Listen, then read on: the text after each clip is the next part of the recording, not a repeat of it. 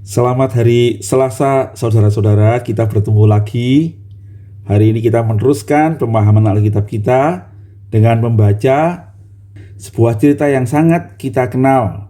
Kisah yang diceritakan oleh para penginjil Matius, Markus, Lukas, Yohanes, yaitu tentang Tuhan Yesus memberi makan 5.000 orang. Ya, sebelum kita membaca firman Tuhan, mari kita berdoa terlebih dahulu. Bapa yang di surga, terima kasih kami boleh bersama-sama kembali belajar firman-Mu. Tuntunlah kami dengan kebenarannya, supaya melalui kebenaran yang kami renungkan pada hari ini, kami dituntun untuk hidup seturut dengan kehendak Tuhan. Berkatilah kami, tuntunlah kami, kuasailah dengan kuasa Roh Kudus. Demi Yesus Kristus Juru Selamat kami yang hidup, kami berdoa dan mohon pimpinan Tuhan.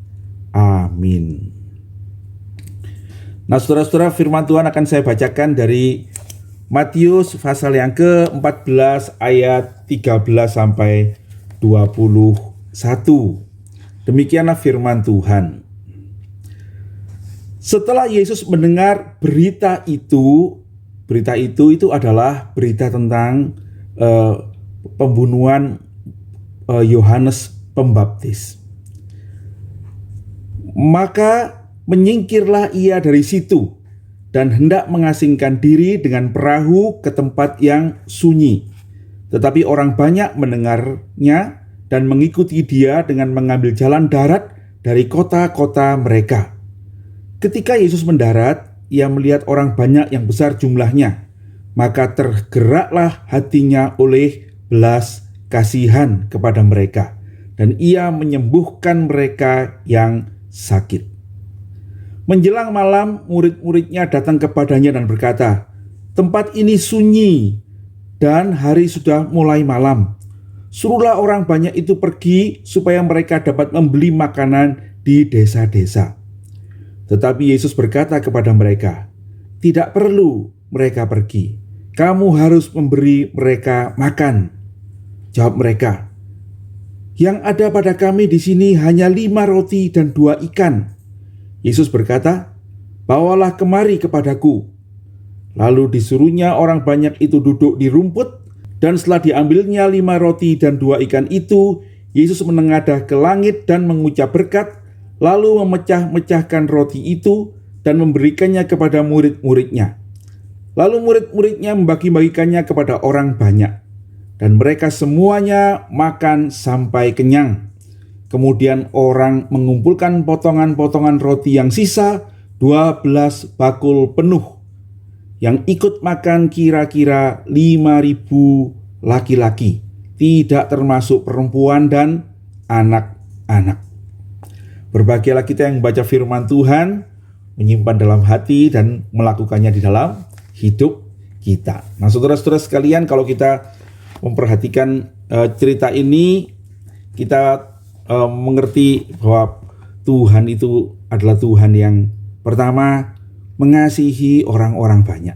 Yang kedua, Dia itu berkuasa untuk memberkati apa yang bisa kita berikan kepadanya, sekalipun itu kecil.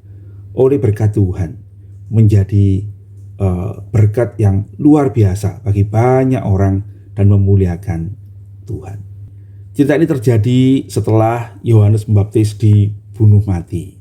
Ya, dikatakan ketika Tuhan Yesus mendengar berita itu, maka ia menyingkir dari situ dan hendak mengasingkan diri ke tempat yang sunyi dengan naik perahu. Nah, ini ke tempat yang sunyi di mana? Nah, saudara-saudara, daerah Galilea itu adalah daerah yang cukup padat, daerah yang subur. Ya, dikatakan pada apa yang saya baca di sini, catatan William Barclay adalah daerah Galilea itu di sebelah barat Danau Galilea, ya. 50 mil dari utara ke selatan dan 25 mil dari barat ke timur. Nah, dikatakan bahwa di kota itu ada 200 kota dan desa. Ya, di daerah yang tidak terlalu besar itu ada begitu banyak kota kecil-kecil yang penduduknya tidak sangat banyak sebetulnya, seperti desa-desa begitu. Satu desa kira-kira 15.000 lebih begitu tiap-tiap kota dan desa, kira-kira begitu ya, dan lebih banyak lagi. Nah, karena itu daerah itu cukup padat, ya. Nah, karena itulah ketika Tuhan Yesus mau menyepi, dia itu naik perahu ke sebelah timur Danau Galilea. Nah, sebelah timur Danau Galilea itu lebih sepi daerahnya, ya. Daerah yang lebih tenang gitu ya, dan sepi, dan orang bisa beristirahat di sana. Cuma 8 mil. Nah, sehingga tidaklah sulit bagi orang-orang yang mengikuti Yesus melihat perahunya itu. 8 mil itu kira-kira kan cuma 15 kilometer begitu ya. Kalau menyeberang itu ya enggak sampai Selat Bali begitu ya. Lebih kecil dari itu karena itu memang danau. Jadi ya tidak heran kalau orang-orang itu masih bisa lihat Yesus pergi kemana begitu ya.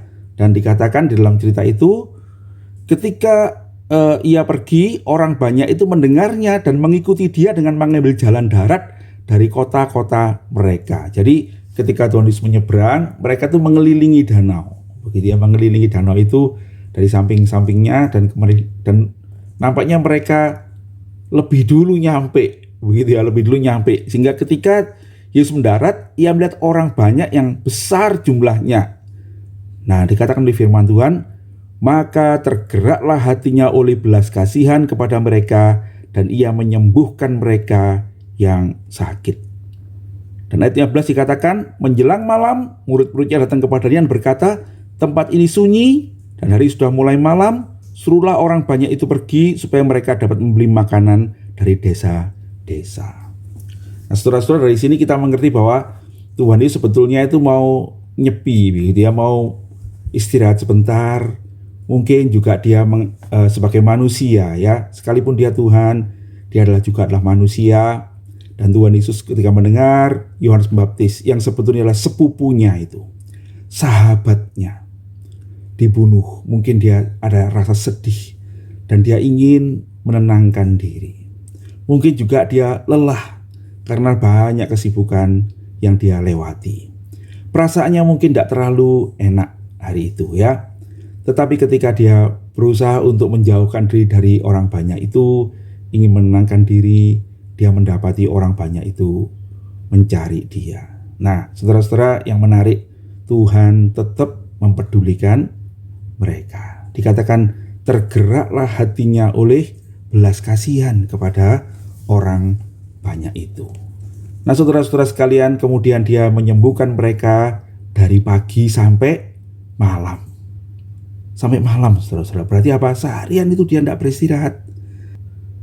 Saudara-saudara sekalian, ini memberitahukan kepada kita betapa Tuhan itu peduli kepada kita. Dan ini mengajarkan kepada kita, kalau kita mau mengikut Tuhan itu, biarlah hati Tuhan itu ada pada kita sebagai hati yang peduli. Bagaimana gereja, hamba-hamba Tuhan, pelayan-pelayan Tuhan, pengurus juga barangkali ya di gereja, melayani orang-orang yang kita layani. Guru-guru sekolah minggu melayani anak-anak sekolah minggu.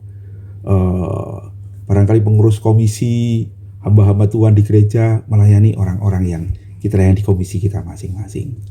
Mari kita melayani mereka dengan penuh belas kasihan. Memang kok kita ini semua juga ada kebutuhan ya. Kita semua juga ada rasa waktu-waktu kita merasa tidak enak. Ada kalanya lelah juga ya. Tetapi biarlah kita mengingat Tuhan Yesus bagaimana di tengah-tengah segala kelelahan kita, di tengah-tengah segala keinginan kita untuk mengambil waktu pribadi gitu ya. Kita dipanggil Tuhan untuk tetap mempedulikan sesama kita, orang-orang yang kita layani terutama. Saudara-saudara, William Barclay mencatat ada seorang hamba Tuhan dari India ya, namanya Premanan. Seorang Kristen yang dihormati di India, yang semula adalah seorang yang kaya dan dari kasta yang tinggi di India, dan kemudian dia memberitakan Injil. Dalam autobiografinya ia berkata begini, saya bacakan ya. Sama seperti pada zaman dahulu, begitu pula sekarang, pemberitaan kita kepada dunia non-Kristen harus tetap sama, yaitu berita bahwa Allah mau peduli. Bila begitu, maka kita hendaknya jangan terlalu sibuk sehingga tidak ada waktu bagi orang lain. Dan kita tidak boleh memandang mereka sebagai masalah atau gangguan. Peremanan berkata, berdasarkan pengalaman, ketika saya atau pekabar Injil lainnya atau seorang pendeta India menampakkan tanda-tanda keletihan atau ketidaksabaran terhadap para tamu yang berpendidikan, baik Kristen maupun non-Kristen, dan memberi kesan bahwa kita tidak punya waktu, entah itu menjelang makan siang atau kudapan sore, dan bahwa kita tidak dapat menunda, maka dalam sekejap kesempatan itu akan hilang dan tidak kembali lagi. Maksudnya, ketika kita sedikit saja menurut Peremanan berusaha untuk mementingkan diri sendiri, begitu ya, mengambil waktu pribadi, itu bisa jadi penghalang. Nah, saudara-saudara, mungkin ada orang merasa lah, tapi tidak fair, begitu ya.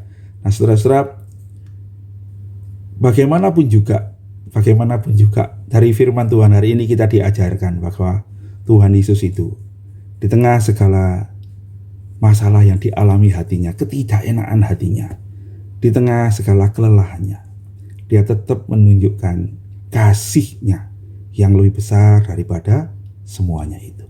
Dia tidak menganggap orang-orang lain yang datang itu sebagai gangguan, tetapi dengan lembut dia menolong mereka, menyembuhkan mereka, melayani mereka bahkan sampai malam. Dan kita menemukan nanti bahwa dia mengajak murid-muridnya untuk memberi makan orang banyak itu yang jumlahnya lebih dari 5.000 orang. Jumlahnya itu kira-kira 5.000 orang laki-laki, belum termasuk anak-anak dan perempuan. Kalau kita membaca ini barangkali jumlah itu bisa bertambah, ya kalau boleh ditambah 1 atau 2.000 lagi begitu, maka akan jadi 6.000 atau 7.000 orang ya. Dan Tuhan mengasihi mereka, menunjukkan kepedulian pada orang banyak itu. Nah, saudara-saudara sekalian, pesan kedua yang kita baca adalah kemudian Tuhan Yesus memakai kesempatan itu untuk mengajar murid-muridnya. Kalau dalam Injil Yohanes kita membaca bahwa Tuhan itu tahu gitu ya kebutuhan mereka, dan kemudian dia menguji murid-muridnya, dan dia berkata kepada murid-murid yang sebetulnya sudah melihat itu orang banyak itu kok tidak pulang-pulang sampai malam. Lalu salah seorang datang berkata, tempat ini sunyi dan hari sudah mulai malam. Suruhlah orang banyak itu pergi supaya mereka dapat membeli makanan di desa-desa.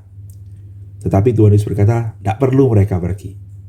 Kamu yang harus kasih mereka makanan. Lalu Tuhan murid berkata, roti seharga 200 dinar itu tidak cukup untuk kasih makan mereka semua, Tuhan. Dan kami cuma punya 5 roti dan 2 ikan. Sedikit sekali, apa artinya 5 roti dan 2 ikan untuk lebih dari 5.000 orang itu. Dengan kata lain, murid-muridnya mau mengatakan apa? Tidak mungkin Tuhan, kami tidak punya sebanyak itu, ya. Lalu Tuhan Yesus berkata apa? Bawa ke sini 5 roti dan 2 ikan itu, ya. Kemudian Tuhan Yesus mengambil 5 roti dan 2 ikan itu, lalu mengucap berkat. Nah, mengucap berkat itu apa, saudara-saudara? Ini yang saya baca dari William Barclay juga ya. Bagaimana orang Yahudi kalau mau makan mengucap berkat? Begini. Berkat yang diucapkan orang Yahudi sebelum makan sangat sederhana, yaitu terpujilah Engkau, Yahweh Allah kami, Raja semesta alam, yang memberi roti dari tanah. Amin. Begitu ya. Nah, saudara-saudara, itu mungkin doa yang diucapkan oleh Tuhan Yesus juga. Membuat mereka ingat bahwa yang memberikan roti itu, memberi rezeki itu adalah Tuhan semesta alam, Yahweh. Dia menjadikan roti itu dari tanah, ya. Tentu ada prosesnya sebelumnya kan. Dari tanah ada biji, tumbuh jadi gandum, gandum jadi roti dan sebagainya, begitu kan. Tetapi mau mengingatkan semua orang, bahkan juga orang-orang yang mendengarkannya, bahwa semua yang akan mereka terima itu berasal dari Allah. Lalu Tuhan memecah-mecahkan roti itu, dan dikatakan oleh firman Tuhan, dan kemudian orang banyak itu makan sampai kenyang. Bukan makan sedikit-sedikit, tidak ya. Makan sampai kenyang. Dan kemudian orang mengumpulkan sisanya 12 keranjang. Nah, saudara-saudara, dari ini apa yang kita ingin belajar? Pertama, Tuhan menghendaki kita ambil bagian dalam pelayanan. Semua kita, ya. Kita adalah orang-orang Kristen yang dipanggil untuk melayani orang lain. Tuhan bisa enggak melakukan semuanya sendiri? Bisa. Tetapi Tuhan tidak begitu, ya. Beberapa waktu yang lalu saya ikut training interface yang mengingatkan kita bahwa Alkitab itu menulis bagaimana misi Allah itu dikerjakan oleh Allah dengan mengajak umatnya, dengan mengajak umat Israel, dengan mengajak Abraham, supaya melalui umatnya itu dia datang kembali sebagai Yesus Kristus. Dan kemudian dia menyelesaikan seluruh karya keselamatan, menebus manusia sampai tuntas, tetapi kemudian dia naik ke sorga. Dan kemudian Roh Kudus turun kepada murid-muridnya. Untuk apa? Supaya murid-murid inilah yang bawa kabar keselamatan itu sampai ke ujung bumi. Dan sekarang kita ada di sini sebagai orang Kristen ini juga adalah karena karya Roh Kudus melalui murid-murid itu. Alkitab itu berbicara bahwa Tuhan itu mengajak umatnya, kita semua, murid-muridnya, untuk menjadi berkat bagi seluruh dunia. Tuhan Yesus berkata, kamulah terang dunia, kamulah garam dunia.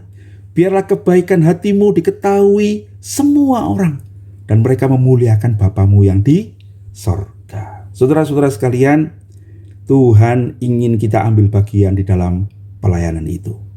Ketika orang banyak itu berkumpul di situ, Tuhan memakai kesempatan itu untuk mengajarkan mereka, kamu harus melayani mereka. Kamulah yang harus memberikan mereka makan. Saudara-saudara, kemudian barangkali seperti murid-murid itu kita akan berkata pada Tuhan, tapi Tuhan, saya tidak punya banyak, saya tidak punya apa-apa bahkan. Apa artinya kemampuan saya untuk melayani begitu banyak orang? Mungkin saudara berkata, saya tidak seperti Pak Tikyo yang bisa berkhotbah. Saya tidak seperti Musa Inci yang sekolah teologi. Saya cuma di rumah, saya cuma ibu rumah tangga, gitu kan?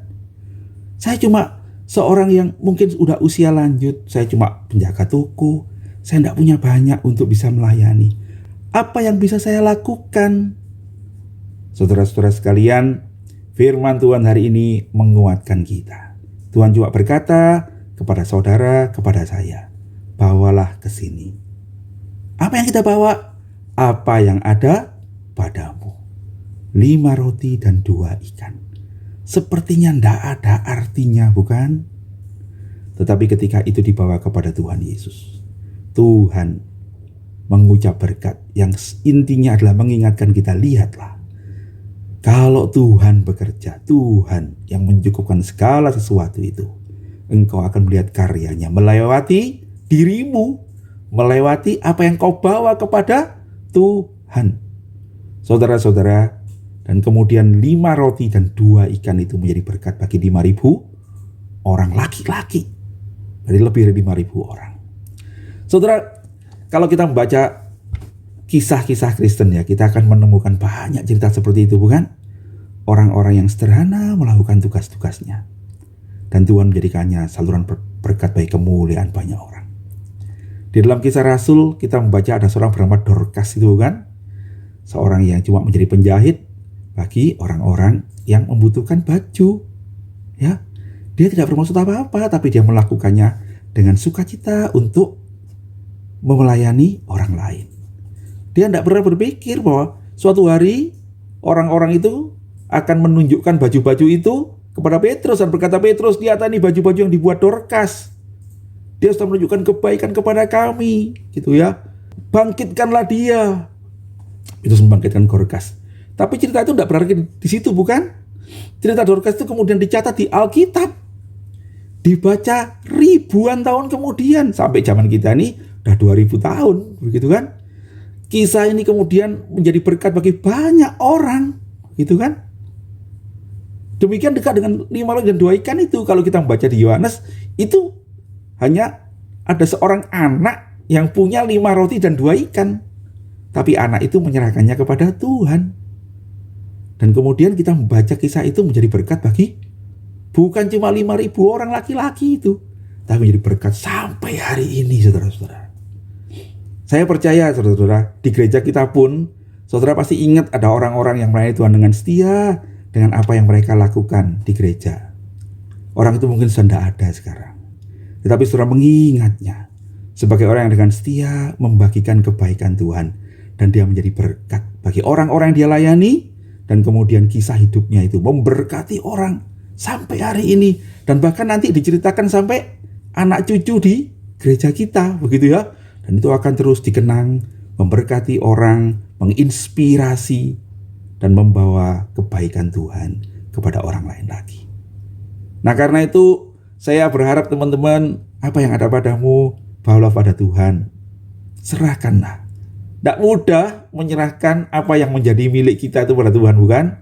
Anak yang punya 5 roti dan 2 ikan itu kalau kasihin rotinya dan ikannya pada Tuhan kan, dia mikir lalu saya makan apa ya? Tetapi tidak ada berpikir itu, gitu. Dia menyerahkan hidupnya sebetulnya. Bukan cuma menyerahkan 5 roti dan 2 ikan. Tapi sore itu dia menyerahkan hidupnya. Ini Tuhan yang saya punya. Pakailah. Mari kita membawa hidup kita juga pada Tuhan. Ini Tuhan hidupku. Pakailah. Ya, pakailah aku. Dalam pekerjaanku, dalam pelayananku, pakailah aku. Dan kalau Tuhan memberkati, kita akan terkagum-kagum melihat hasilnya. Mari saudara kita bersyukur. Sesungguhnya apa yang sedikit yang kita punya menjadi luar biasa. Sebab Dialah yang menciptakan langit dan bumi, yang empunya segala berkat itu. Dia ingin memberkati engkau. Dia ingin saudara merasakan kuasanya itu. Ya. Nah, terakhir saudara-saudara, itu roti-roti jelai setelah dimakan dikumpulkan 12 keranjang. Kenapa kok Tuhan menyuruh mengumpulkan sih?